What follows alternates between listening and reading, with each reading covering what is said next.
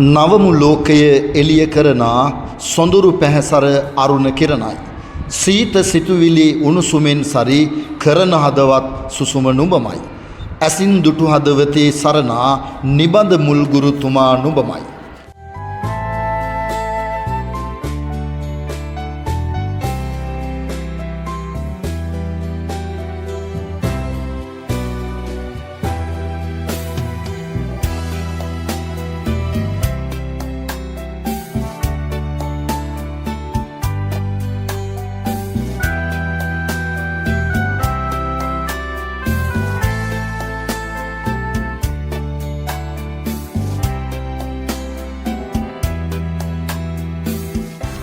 වසර 35ක කාලයක් මුළුල්ලේ දැයේ දරුවන්ගේ නැනපහන් දැල් වූ ගරු උපාලි ලියනගේ විදුහල්පතිතුමන්ගේ ජීවන සැරියෙන් බිඳක් මෙසේ ඔබ වෙත දිගහැරෙන වගයි.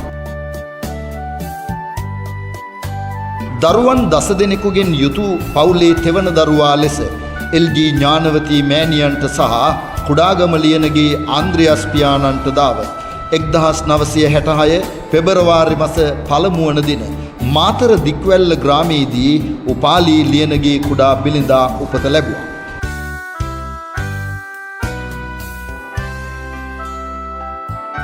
සහෝදරියන් 7 දෙනෙක් බාල සහෝදරයන් 2 දෙනෙක් සමග සිය ළමා කාලය කෙලිදොලින් ගත කළ මෙතුමා අකුරු කිරීමට අත්පොත තබන ලද්දේ මාතර බෙලිදෙණිය ප්‍රාථමික විද්‍යාලයේ අනතුරුව ගොඩඋඩ මහා විද්‍යාලය නාකුළුගමුව ගාමිණී මහා විද්‍යාලය යන විද්‍යාලයන්ගෙන් සිය ප්‍රාථමික අධ්‍යාපනය සම්පූර්ණ කළ උපාලි ලියනගේ ශිෂ්‍යයා දෙමාපියන්ගේ පදිංචියේ සිදු වෙනස්කමක් හේතුවෙන් ද්විතීක අධ්‍යාපනය හැදෑරීමට අඟුණුකොළ පැලැස්ස කොට්ටාසේ බිංකම මහා විද්‍යාලයට ඇතුළත් වී අපොස සාපෙළ අධ්‍යයන කටයුතු සඳහා මහා නාග ජාතික පාසලට ඇතුළත් වුණා.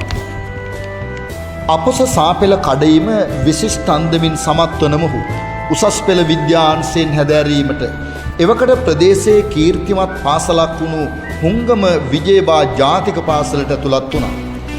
එහිදී උසස් පෙළ කඩයිම විශිෂ්ට ලෙස ජයගත් අප කතා නායකයා තරුණ ශිෂ්‍යයා 1990 වර්ෂයේ පෙබරවාරි මාස පළමු වන දින විද්‍යා ගණිත ගුරුවරයෙකු ලෙස පහළගම කනිෂ්ඨ විද්‍යාලයට සිය ගුරු ජීවිතයේ මුල් පියවර තැබුවා. ඒ එතුමාගේ ජීවිතයේ අමරණීය මතක අතර රැඳෙනු නොඅනුමානයි. එතෙන් පටන් 1994 වර්ෂයේ දෙසැම්බර් මාස 31 වන දින දක්වා එම විද්‍යාලයේ දරුවන් හට සෙප් 4 ලබා දුන් උපාලි ලියනගේ තරුණ ගුරුතුමා 1995 වර්ෂයේ ජනවාරි මාස පළමු වන දින තිස්සමහාරාම ප්‍රදේශයේ මුතියම්මාගම කනිෂ්ඨ විද්‍යාලයට ස්ථානමාරු ලබන ලදී. එම වර්ෂයේ ජූලි මාස 30 වන දින දක්වා ඒ සේවය කළ මෙතුමා 1995 වර්ෂයේ ජූලි මාස 31 වන දින ගාල්ල අමරසූරිය ගුරු විද්‍යාලයට ඇතුළත් වුණේ තම ගුරු ජීවිතයේ වැඩිදුර අධ්‍යාපන කටයුතු සඳහායි. ගුරු විද්‍යාලයේ තුල දෙවසරකට ආසන්න කාලයක් ගුරු ශිෂ්‍යයෙකු ලෙස පුහුණුව ලැබූ මෙතුමා අමරසූරිය ගුරු විද්‍යාලයේ කීර්තිමත් ගුරු ශිෂ්‍යයෙක් වුණා. 1996 වර්ෂයේ දෙසැම්බර් මාස 31 වන දින දක්වා ගුරු අධ්‍යාපනය ලබන මෙතුමා 1997 වර්ෂයේ ජනවාරි මාස පළමු වන දින තිස්සමහාරාම ප්‍රදේශයේ ලුණුගම්වෙහෙර අධ්‍යාපන කොට්ටාසයට අයත් සමන්පුර මහා විද්‍යාලයේ විද්‍යා ගණිත ගුරුවරයෙකු ලෙස සිය ගුරු සේවය නැවත ආරම්භ කළා. 2002 වර්ෂයේ දෙසැම්බර් මාස පළමු වන දින එම විද්‍යාලයේම විදුහල්පති තනතුරට පත් වූ මෙතුමා සමන්පුර මහා විද්‍යාලයේ වසර 13කුත් මාස 8ක් සේවා කාලයක් සම්පූර්ණ කරමින් 2010 වර්ෂයේ සැප්තැම්බර් මාස 15 වන දින එම විද්‍යාලයෙන් ස්ථානමාරු ලබන ලැබුණා. සමන්පුර මහා විද්‍යාලයේ අදටත් නොමකෙන මතක රාශියක් එතුමා නමින් රැඳිලා තියෙනවා. ඉන් අනතුරුව 2010 වර්ෂයේ සැප්තැම්බර් මාස 10 වන දින හුංගම දෙනිය පිංගම කනිෂ්ඨ විද්‍යාලයේ විදුහල්පති වරයා ලෙස පත් වූ මෙතුමා 2013 වර්ෂයේ මැයි මාස 2 වන දින දක්වා එම විද්‍යාලයේ සේවය කළා.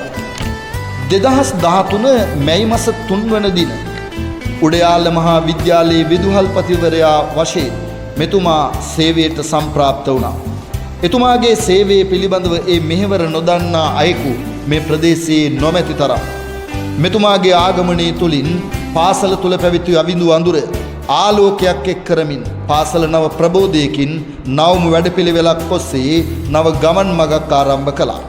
මේ කාල සීමාව තුල මෙතුමාගේ ඇස නොගැටුණු එතුමාගේ පාද ස්පර්ශයේ නොලැබුණු බිම් කඩක් මේ විදුබිමේ නොමැති තරම් ආදරණීය පියෙකුසේ විදුමව තුරුලට දිවේන දරුවන් ආදරයෙන් රැක බලා ගනිමින් නැන නුවණින් පෝෂණය කරමින් සෙප් සතර ලබා දීමට පුරෝගාමී වෙමින් දීප්තිමත් දරු පිරිසක් ප්‍රදේශයට රටට සහ ලෝකයට දායාද කිරීමට මෙතුමාගත් අප්‍රමාණ උත්සාහය විද්‍යාලීය ඉතිහාසයේ රන්නකුරින් ලියවෙනවා නොඅනුමානයි. එවකට භෞතික සම්පත් අතින් පරිහානියට පත්ව තිබූ පාසල මේ වන විට ප්‍රදේශයේ වැඩිම භෞතික සම්පත් ප්‍රමාණයක් පවතින පරිපූර්ණ පාසලක් බවට පත්ව අවසන්.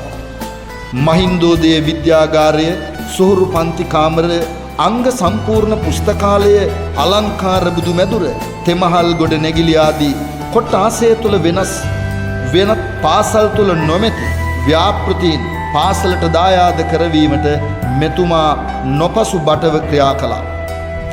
එසේ ආකර්ශනීය පාසල් පිරියතක් නිර්මාණය කිරීමටද විද්‍යාලයේ සියලු ගොඩනැගිලි, ක්‍රීඩා පිටිය, රැස්වීම් ශාලාව නවීකරණය කිරීමට මෙතුමා සමත් වුණා. කොට්ටාසය තුල ඇති ඉතා හොඳින් නඩත්තු වන සනීපාරක්ෂක පද්ධතියක් විදුහල තුල මේ වන විටත් පවතිනවා. මේ ආකාරයේ ඉතා පුළුල් පරාසයක පැතිර යන ව්‍යාපෘති ගණනාවක් ඇති කිරීම තුළින් කලාපය තුල විද්‍යාලයේ නාමය ඉහළටම ඔසවා තැබීමට මෙතුමා අප්‍රමාණ වීරියකින් කටයුතු කළා.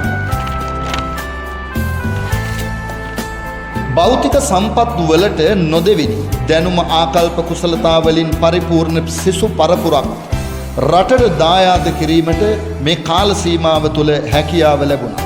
උඩයාල මහා විද්‍යාලයෙන් ගිලිහී යාමට ගිය උසස් පෙළ විද්‍යා අංශය නැවත පාසල තුල ස්ථාපනය කිරීමට දෙමාපියන්ගේ සහ ගුරුවරුන් සමග අත්වැල් බැඳ ගනිමින් වෛද්‍ය වෘත්තිකයන්, ඉංජිනේරුවන් දැයට දායාද කිරීමට මෙතුමාගේ පාලන කාලය තුල විදුමවට හැකියාව ලැබුණා.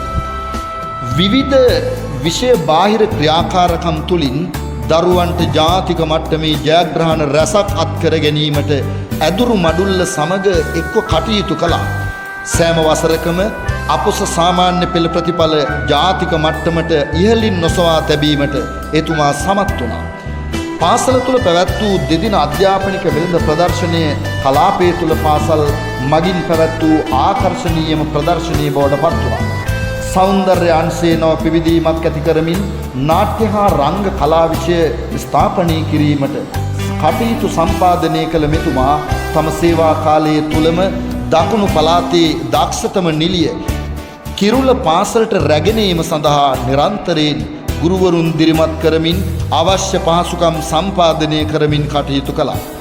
මේ යන ගමන් මගේදී මුහුණ දීමට සිදු වුණු අනේක විද බාධකකම් කටළු ඇද වැටීම් වලට නිර්භීතව මුහුණ දෙමින් ඒ සියල්ල ජය ගනිමින් විද්‍යාලයේ නාමය රන් අකුරින් ලියවීමට සමත් වුණු මෙතුමාගේ සේවා කාලය අදින් නිමවීම උඩයාල වෙදු මාතාවට දැරිය නොහැකි හිස්තැනක් ශේෂ කරලා අවසන්.